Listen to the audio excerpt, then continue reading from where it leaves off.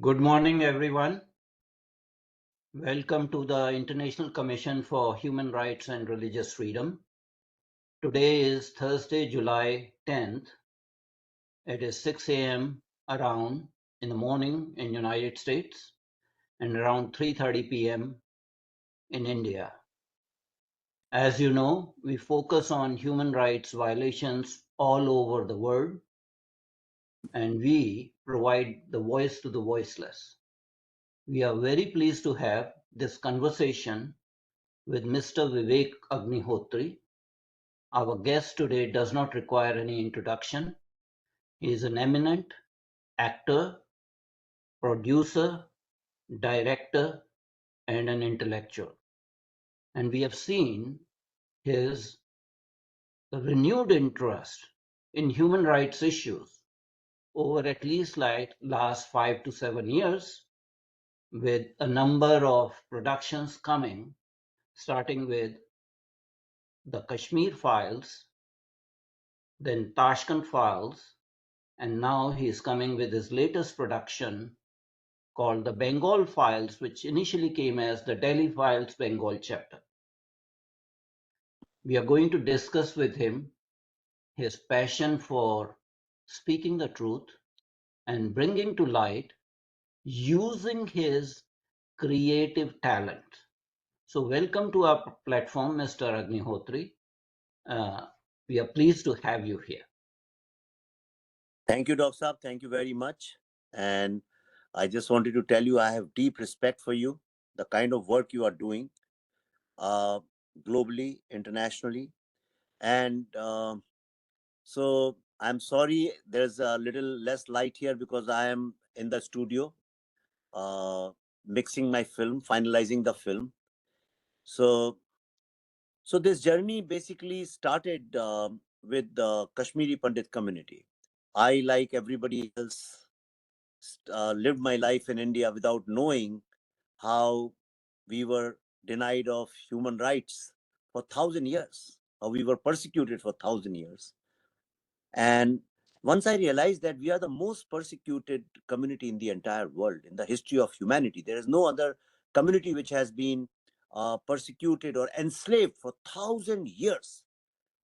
That suddenly I said, what's the point of being educated and what's the point of being a storyteller if I cannot tell this story to the world? And that's how my journey began. I am deeply, deeply impressed with your commitment because we have done similar amount of work, and as an organization, we prepared this hearing report on Kashmiri Hindu genocide. This was published in 2022, following a special hearing on the genocide of Kashmiri Pandits. And we also produced this book, Hearing on Human Rights Violation in Bangladesh, again published in April of 2022.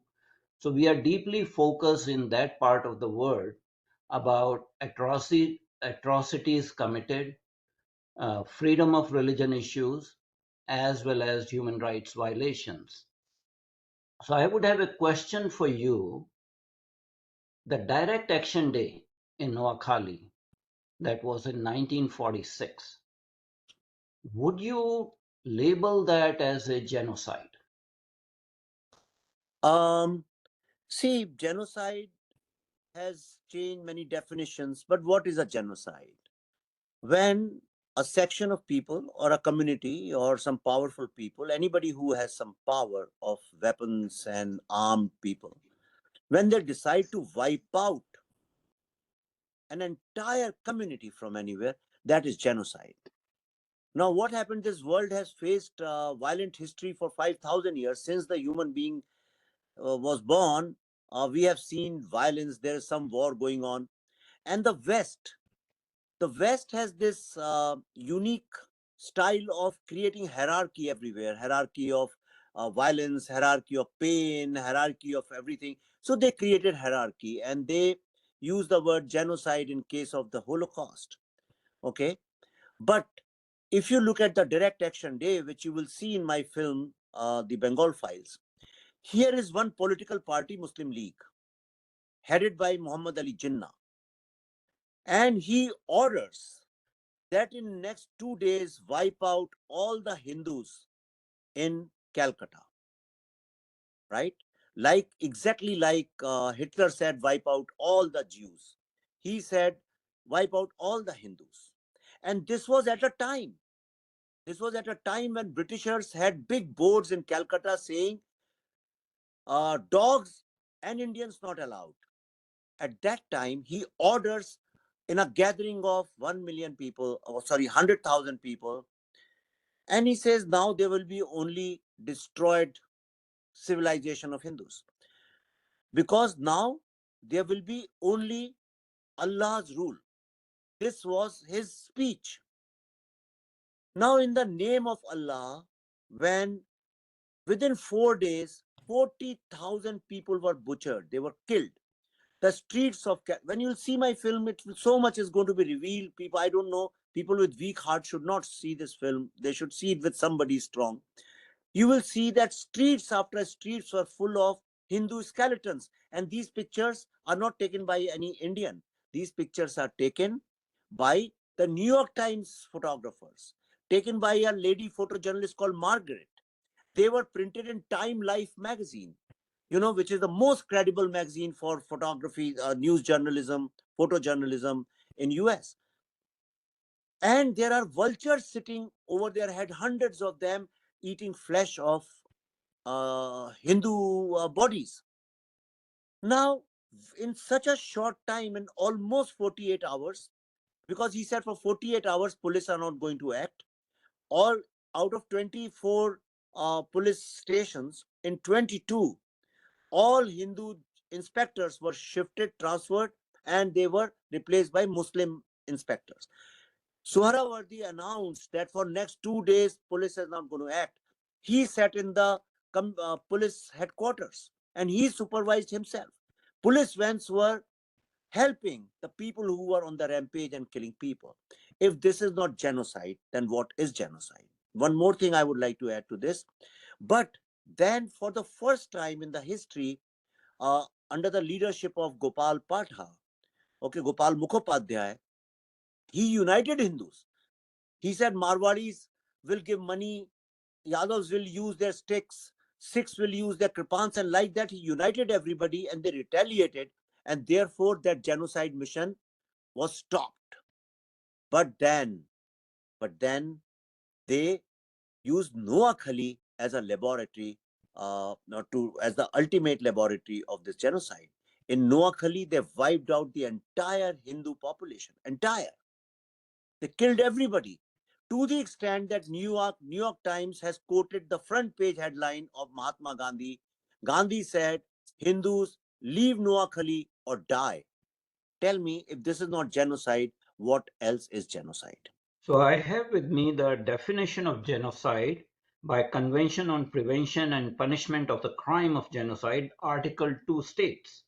In the present convention, genocide means any of the following acts committed with intent to destroy, in whole or in part, a national, ethical, racial or religious group as such. Number one, killing members of the group. Number two, causing serious bodily or mental harm to members of the group.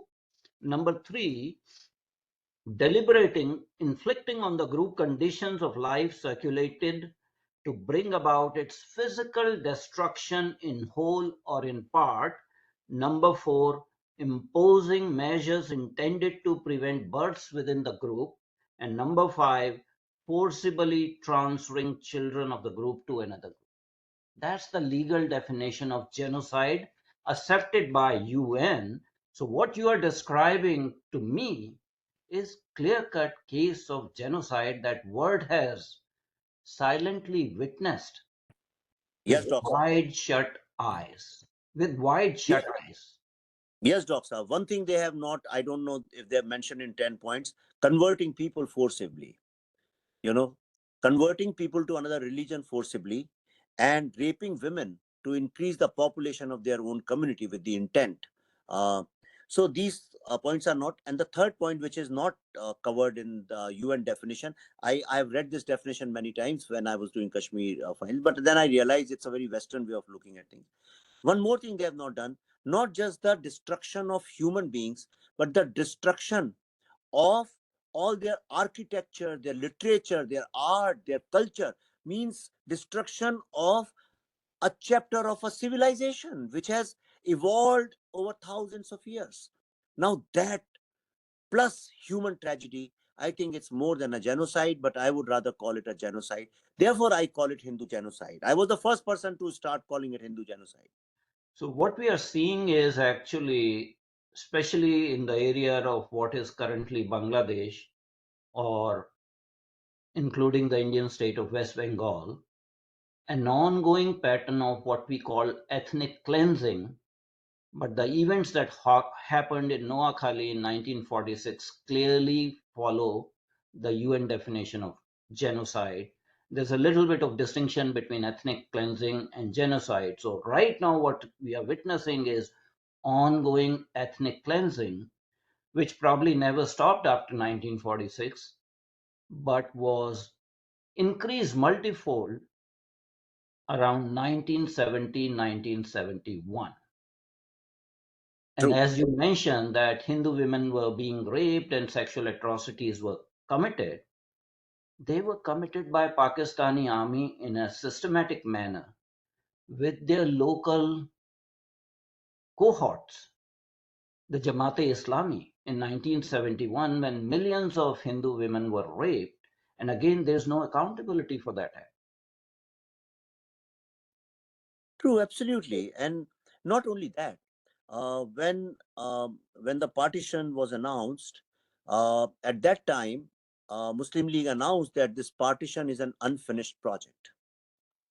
And you can see that how inch by inch they have executed it. If you look at the Indo-Bangladesh border, the Indian side, you must have seen the Murshidabad riots recently. Okay, these are called riots because some buses or auto rickshaws and shops were burnt and all that. But the whole intent was to scare a community, the Hindu community, and make them leave that city so that 100% domination can be established. Right now, it's about 70% Muslim population. This is also, so it's not just one thing. There are lots of things happening in a subtle manner. For example, demography change.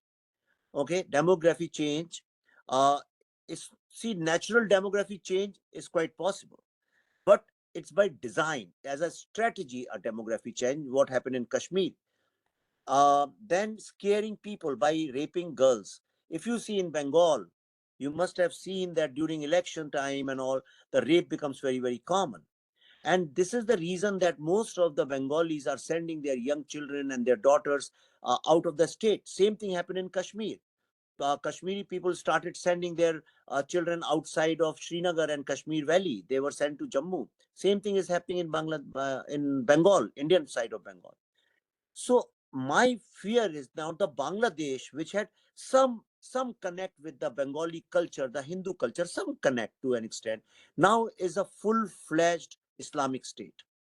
And once a nation or something converts into an Islamic state, purely religiously, uh, then they start following the principle of Ummah. Ummah means establishing the rule of Islam all over the world. And because it believes that only Islam has to exist in this world, and therefore it's in the service of God, they have to wipe out other people.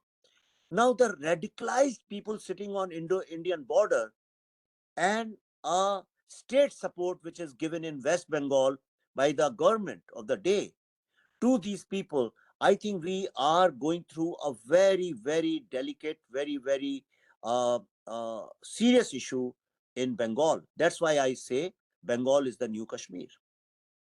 I understand your reasoning, but I'll go back to Bangladesh. When that country was liberated from Pakistan, it started as a secular republic. And then the word secular was dropped, and now it is officially actually Islamic Republic of Bangladesh, not Secular Democratic Republic of Bangladesh. So we have seen the change in terminology already. And we have Pakistan, seen yeah. that So, irrespective of whoever is in government, whether it is BNP, whether it was Awami League, this incessant radicalization and ethnic cleansing continued. So there was no difference whether Sheikh Hasina was the prime minister or Khalida Zia or Hussein Irshad Muhammad. We had same trend continuing over a period of time, and still continues under the rulership of an eminent Nobel laureate, Muhammad Yunus, who has also taken the similar stand and denied actually what is going on. True. See, in Pakistan and Bangladesh, once you turn Islamic State, then all these mullahs take over, the religious bodies take over, the radical fundamentalists take over, and you must have noticed that for the first time, Pakistan and Bangladesh are enemy countries.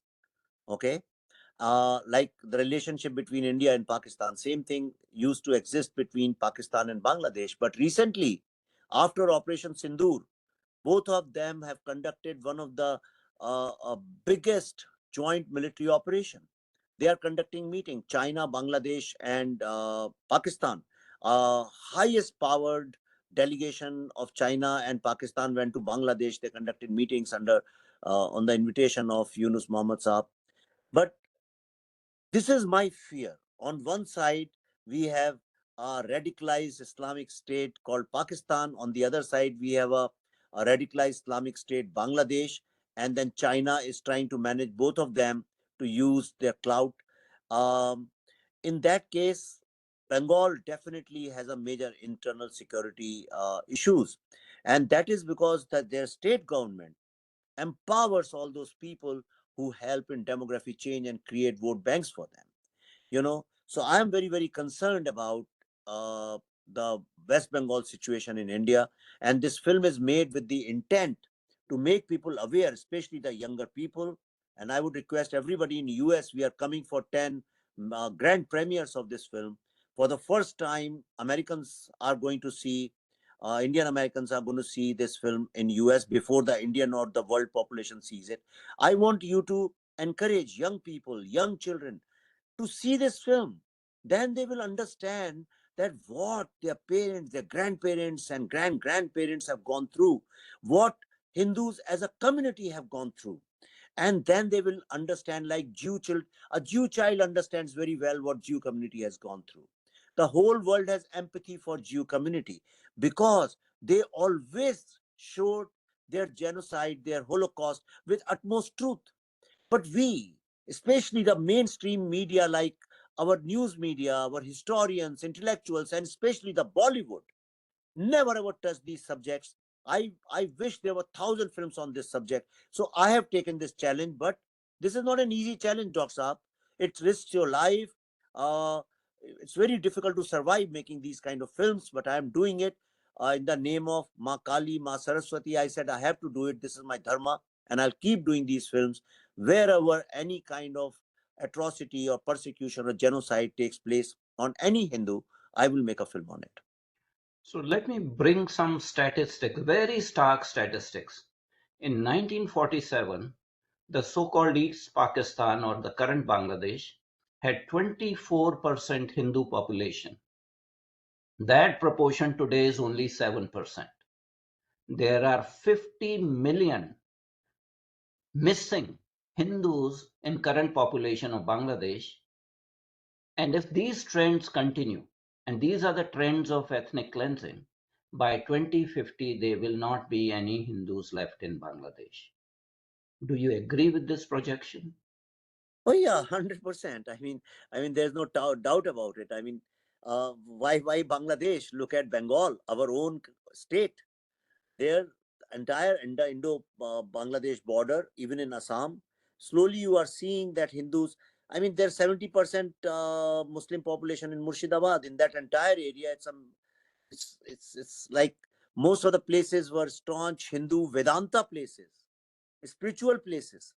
All those places, cities, and Chobis Pargana in Bengal, where Sandesh Khali and all these names you have heard, these are all slowly taken by not just Muslims. It's not that I'm saying that a Muslim citizen, I have any problems with that.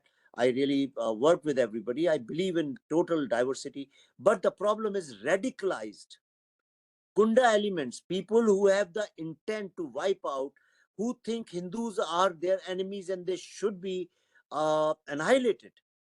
Those kind of forces are taking are taking shape slowly, inch by inch, and that is a very dangerous trend.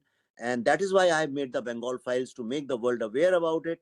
In this part, I have focused primarily on direct action day Noakhali and today's Bengal, which is Murshidabad. Dr. Saab, you won't believe it. We shot this film in October, November last year. And in that film, I predicted that this is possible, this can happen in Murshidabad, because the trends show that. I just not fantasized, but I fictionalized it. You won't believe it. Whatever we showed in the film, which we shot last year, same thing happened early this year in Murshidabad. Exactly same events took place, which means our study, our research, our understanding is so right. And again, I'm saying my prediction is that Bengal, West Bengal is soon is becoming Kashmir if we are not alerted as citizens. I don't care about the governments, but people like you who keep raising voice and all the activists, it's very important that we come together as one and raise alarm on this forthcoming danger. In your research while making this film, you must have actually gone into the Bangladesh issue. I'm going back there. The Enemy Property Act that was passed in 1965 at the time of Indo-Pakistan War, and that act was renamed as Vested Properties Act. When you talk to Bangladeshi Hindus, they have serious grouse because this has been used and misused to dispossess of their land, their properties, their everything, so that they are made from very prosperous community into paupers. Would you agree with that kind of impression that the Vested Property Act in Bangladesh has been misutilized by the government of the day to dispossess Hindu minorities of their possessions? Oh yeah, 100%, 100%. In fact, uh, the reason we were making it in two parts was because we had included the Bangladesh 1971 chapter and the state of Hindus in Bangladesh. We actually shot some scenes also, but then we said we should treat it as a separate film because it was confusing the issue, you know. So we focused this time in the Indian side of Bengal, but Bangladesh, you are right. And this is another trend we saw. We have tons and tons of research. We have 18,000 pages of summary of our research. We, what I figured out that recently in last 1 or 2 years, the trend has been to occupy the land or the property of any Hindu, and the legal system doesn't support them at all. So, which means there is a state-sponsored illegal occupation of Hindu land, Hindu property, temples. I think you should do a study on how the number of temples has been on a decline in Bangladesh. And what I fail to understand is that Bangladeshis believed in the culture of Bengal. Okay, they even speak Bengali. They celebrated Bengali festivals, but in last decade or so, they have been radicalized to such an extent that my fear is that it's going to be more radicalized than Pakistan in few years. So you are absolutely right, Doc Saab, with your analysis.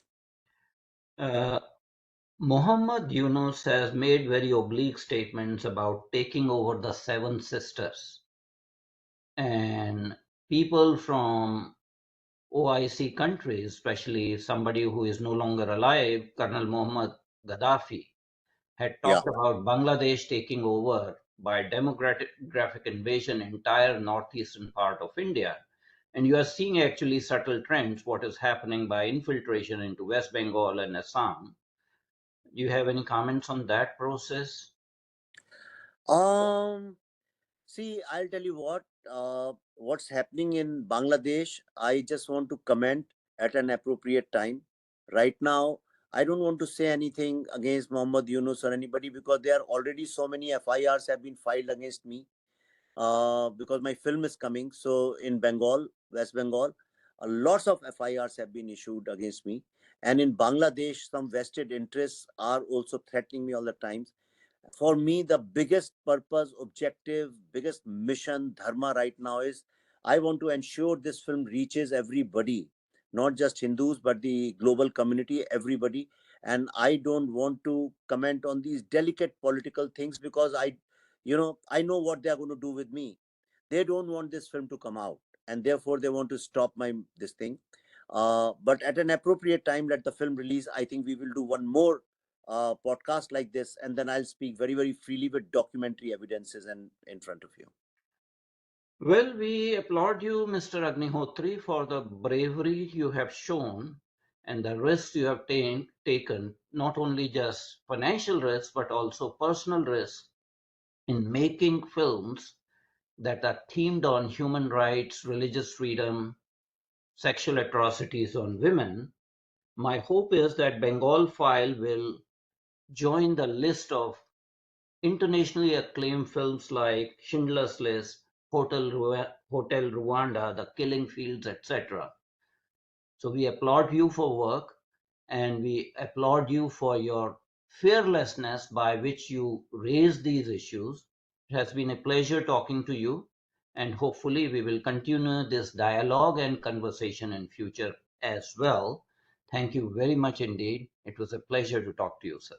Thank you, Dr. Saab. And I personally, I want to invite you. Please come and watch the film in one of these premieres.